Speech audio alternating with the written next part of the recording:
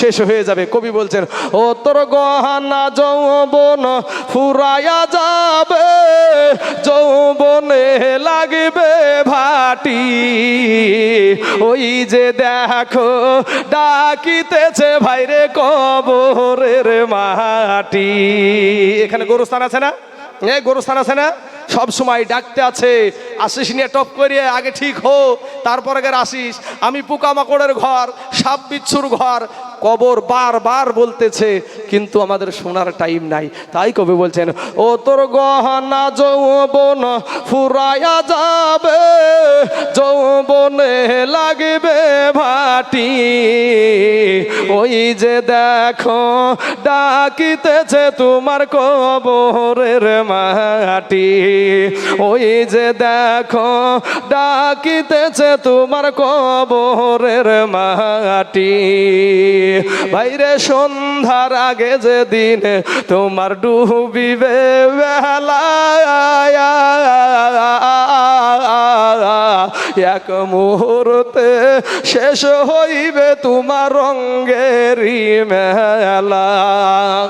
ভাইরে সন্ধ্যার আগে যেদিন ডুবিবে বেলা, এক মুহূর্তে শেষ হইবে ভাইরে তোমার রঙ্গেরই মেলা।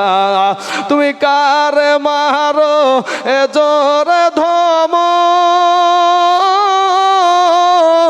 কার মাথায় ভাইবা লাঠি, বাইরে কার মারো এ জোরে ধমক, কার মাথায় ভাঙিবা লাঠি, ওই যে দেখো ডাকিতেছে তোমার কবরের মাটি, ওই যে দেখো মাগো তোমার ডাকিতেছে কবরের মাটি। খবর পেয়ে আসবে আত্মীয় স্বজন, চতুর্পাশে বসে ভাইরে করিবে কন্দন, ওরা মনের মতো সাজায়া দিবে, কি সুন্দর পরিবাটি, যুবক রে মনের মতো সাজায়া দিবে, কি সুন্দর পরিবাটি, ওই যে দেখো ডাকিতেছে তোমার কবরের মাটি, ওই যে দেখো ডাকিতেছে তোমার কবরের মাটি। বাবাজি আমার সোনা মানিকেরা, আমার ভাই, আসার সিরিয়াল আছে ভাই, যাওয়ার কোনো সিরিয়াল নাই। আপনাদের দেশে এই গরুস্থানে 8 বছর 10 বছরের বাচ্চা শুয়ে আছে না নাই গো? আছে। আমাদের মতন যুবক, এই যে অনেক যুবক ভাই এখানে বসে আছে, এই যুবকদের মতন যুবক ছেলে এই গরুস্থানে আছে না নাই? আছে। এই বৃদ্ধ বাবজিদের মতন মানুষ এই গরুস্থান ময়দানে আছে না নাই গো?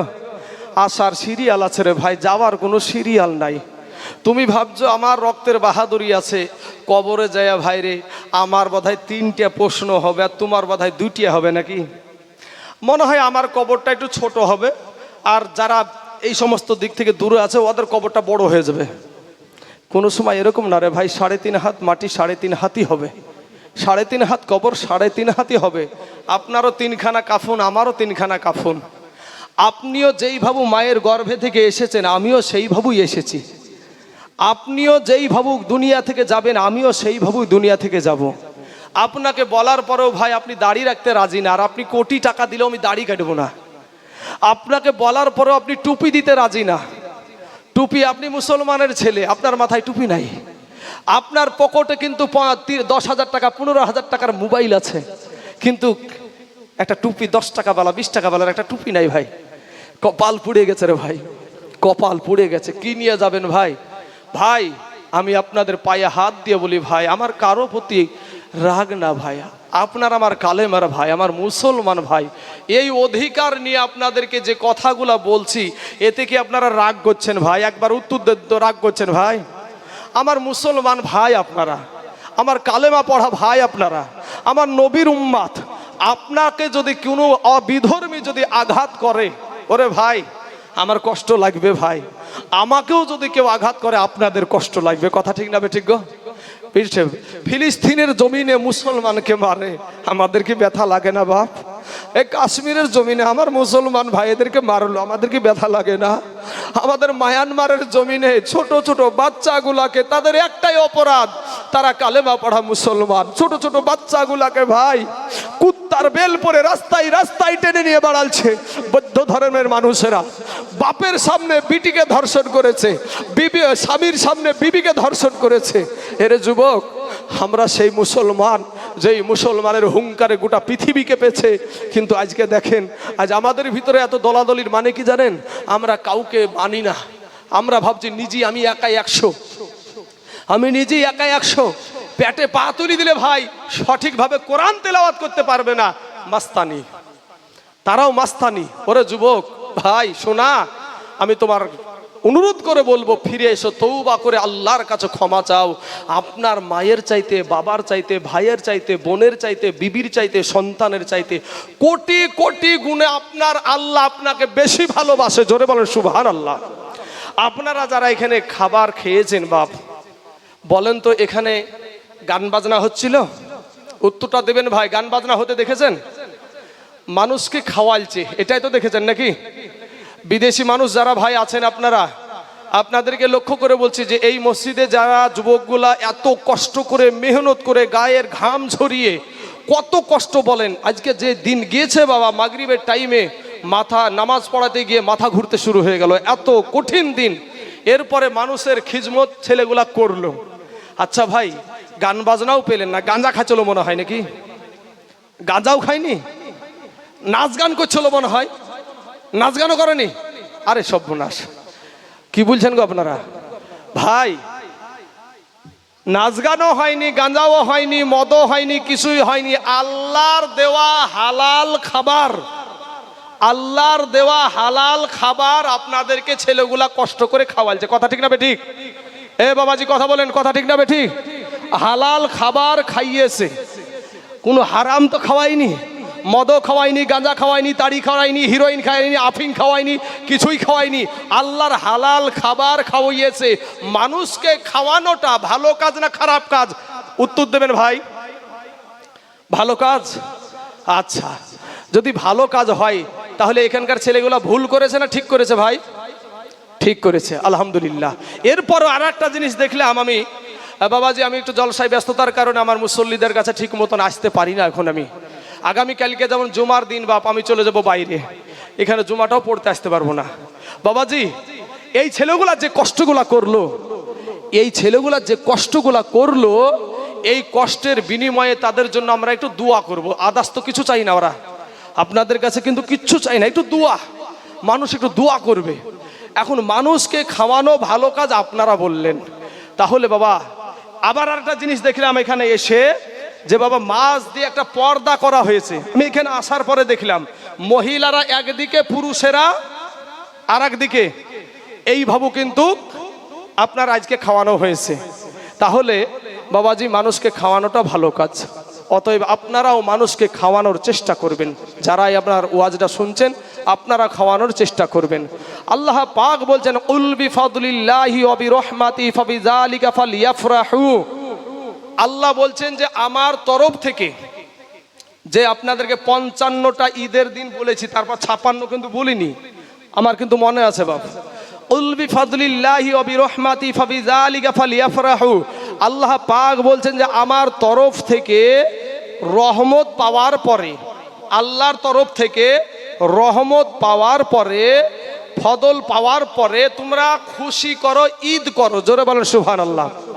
এখন খুশি করার কথা, ঈদ করার কথা কি কারণে বলেছে? রহমত পাওয়ার পরে। এখন আপনার নবী এই মাসের 12 তারিখে এসেছে, তাই তো? 12 তারিখে এসেছে। এবার কোরআনকে জিজ্ঞেস করেন আপনার নবী কি? কোরআন বলবে ওয়ামা আরসালনাকা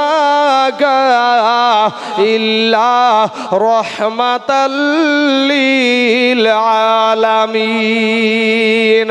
সমগ্র জাহানের জন্য আপনার নবী আমার নবীকে রহমত করে পাঠায়াছে। জোরে বলেন সুবহানাল্লাহ।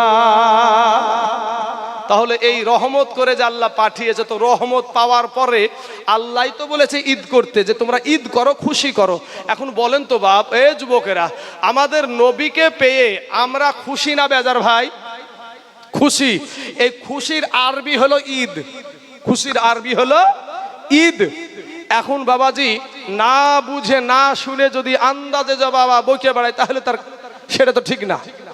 তাহলে আপনি এই যে ঈদটা পেলেন, আল্লাহ ঈদ করতে বলেছে রহমত পাওয়ার পরে, তো নবীকে রহমত হিসাবে পেয়েছি আমরা, তাই আমরা এই ঈদ পালন করে থাকি। তাহলে 56টা ঈদ পাওয়া গেছে না পাওয়া যায়নি গো ভাই?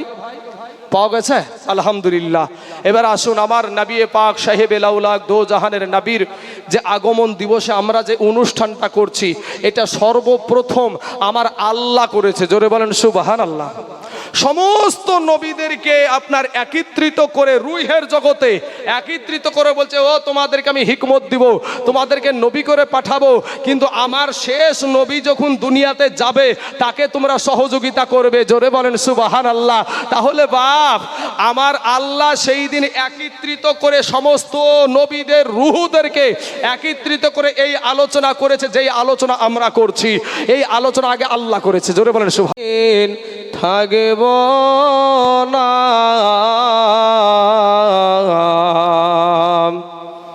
এ দুনিয়া পড়ে থাকবে, ও ভাই আমরা একদিন থাকব না।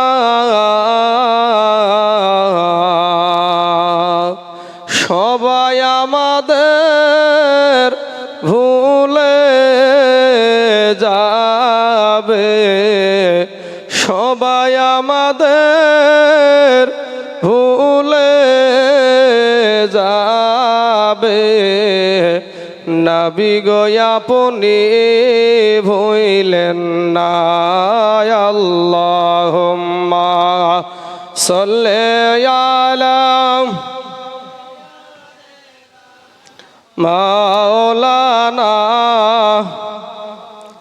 মোহাব্বতে পড়েন ওয়ালা আলি সাইয়্যিদিনা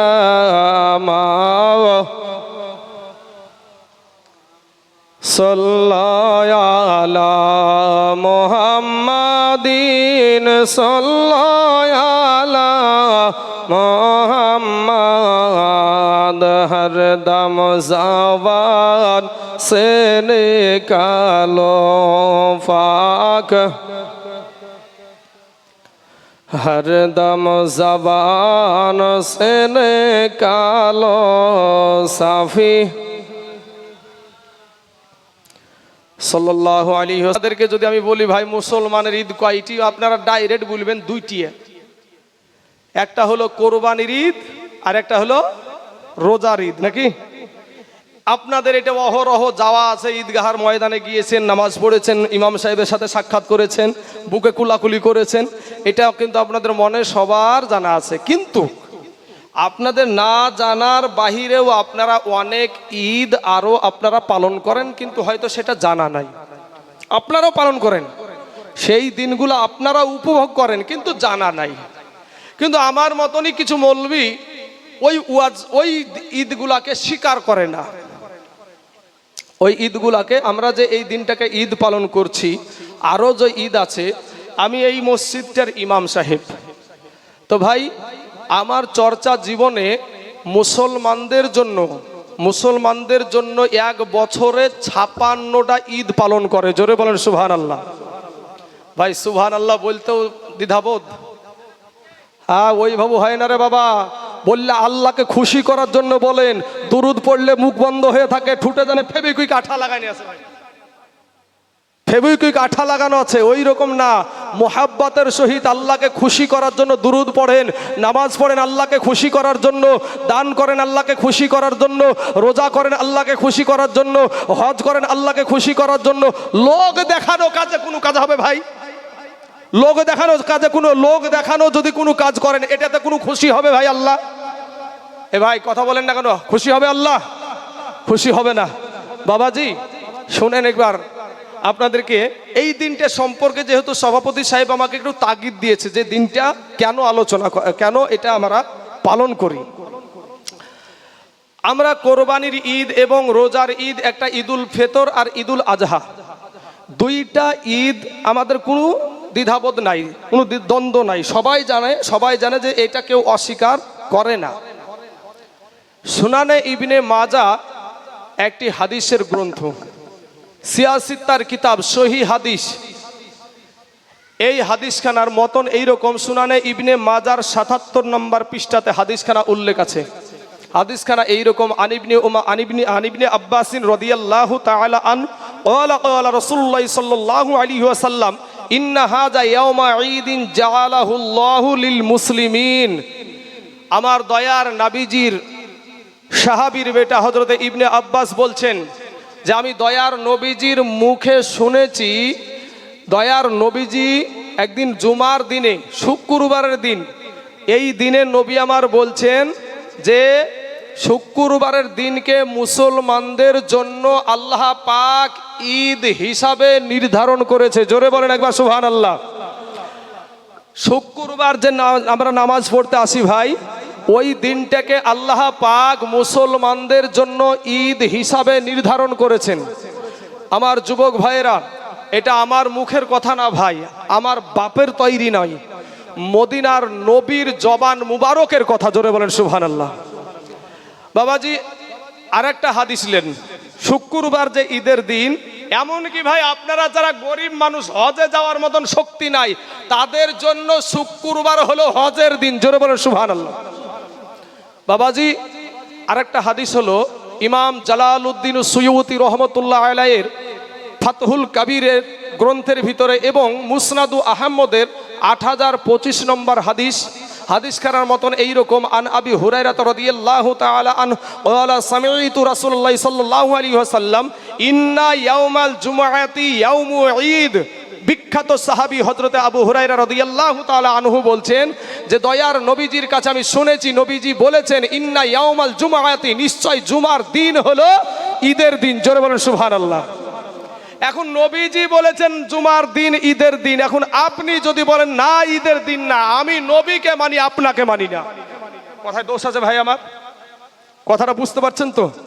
আমার বাপ বলেনি, আমার 14 গোষ্ঠী বলেনি, আমার পদ্দাদু দাদুর দাদু বলেনি, আমার নবীজি বলেছে, আপনার নবীজি বলেছে।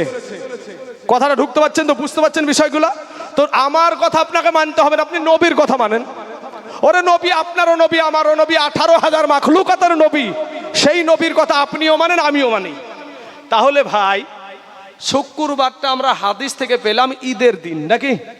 এখন এই ঈদ এক বছরে 52 শুক্রবারে হয়, এক বছর 52 শুক্রবারে হয় এক বছর। তাহলে 52 দিনই হলো ঈদের দিন। কথা তাই হয়েছে না? তাই তো হয়েছে নাকি? 52 দিনই হলো ঈদের দিন। এখন আরো দুটো যোগ দেন এবার, ঈদুল ফিতর আর ঈদুল আজহা, কুরবানি আর রোজা। তাহলে 52 আর 2 কত? 54।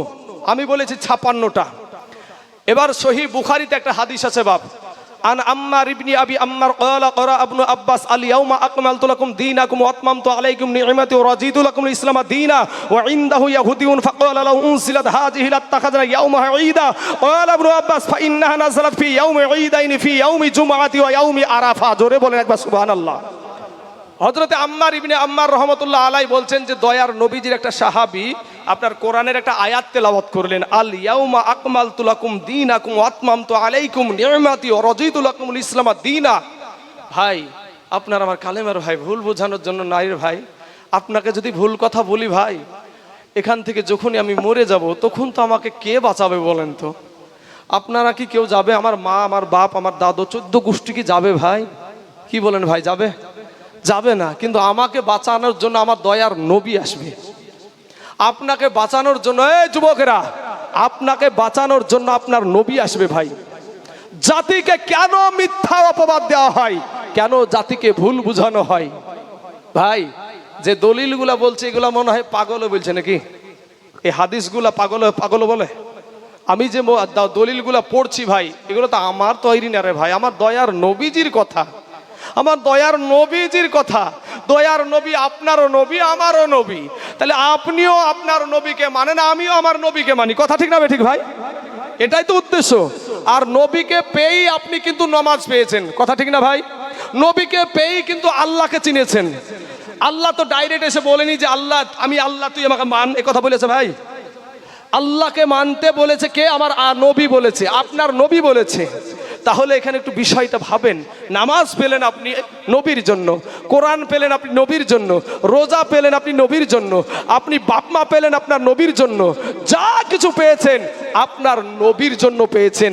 সেই নবীর মোহাব্বত করতে গিয়ে কেন পাগল হব? কেন পাগল? পাগল উপাধি কেন ভাইজান? শোনেন এবার, সেই যে হাদিসখানা বুখারী শরীফ থেকে পড়লাম, এটার বাংলা কি? একটা কোরআনের আয়াত তেলাওয়াত করলেন নবীজির সাহাবী।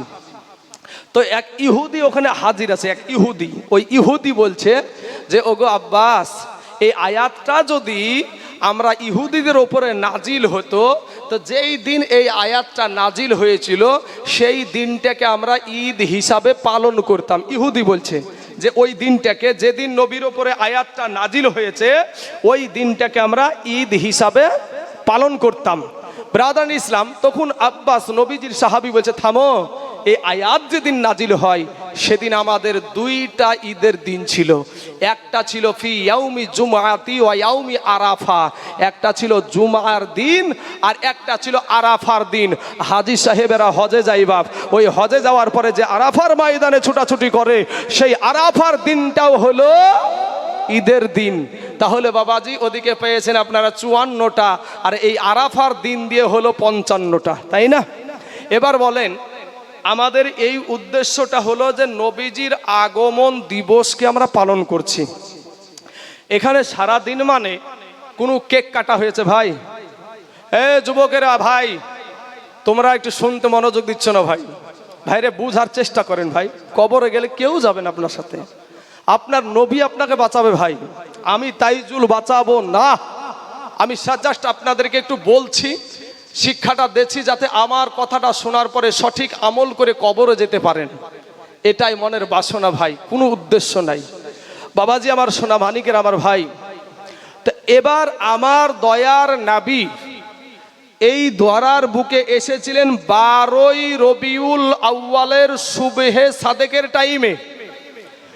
নবীকে আল্লাহ পাঠিয়েছে এই মাসের, যে মাসের উপর দিয়ে আমরা অতিবাহিত হচ্ছি। আমাদের ডেট কিন্তু এটা ছিল না, আমাদের ডেট আরো 2 দিন আগে ছিল, কিন্তু আবহাওয়ার কারণে, দুর্যোগের কারণে আমাদের ডেটটা এখানে এসে পৌঁছেছে। এখন বাবা আমরা এই দিনটাকে কেন আমরা পালন করছি? এখানে কি কোনো ভাই আপনারা যারা আজ খাবার খেয়েছেন, অনেক মানুষ আমি দেখলাম খাবার খাওয়ার টাইমে ছিল বাপ, যারা খাবার খেয়ে গেছে তারা একটু দুয়াতে শরিক হলো না। এই কুপিলা বিলপাড়ার যে সমস্ত যুবকেরা এত কষ্ট করে রাত 3টা 2টো থেকে নিয়ে গরু জবাই করে থেকে নিয়ে যত রকমের খাবারের ব্যবস্থা করার পরে এত কষ্ট করে যাদেরকে খাওয়ালো, একটু কি আপনাদের করণীয় কিচ্ছু নাই? খাওয়া দাওয়ার পরই সব শেষ? আরে ভাই একটু তো আমরা হাত তুলে দোয়াটা তো করতে পারি, কি গো ভাই, তাই না? আপনার বাবার জন্য, আপনার মায়ের জন্য একটু দোয়াটা তো চাইতে পারি। সারা দিন ভুড়ু ভরিয়া খাইয়া দাইয়া এখন বিছানায় আরাম করে শুছে। মরতে একদিন হবে ভাই, যেদিন মরবা ভাই সেদিন বলবা হাই রে কি করেছি, আল্লাহ একবার সুযোগ দাও আর একবার দুনিয়াতে যাই। তুমি হাজার চেষ্টা করলো আর দুনিয়া দেখতে হবে না, আর আসতে হবে না। তোমার মাস্তানি, তোমার রক্তের বাহাদুরি সেদিন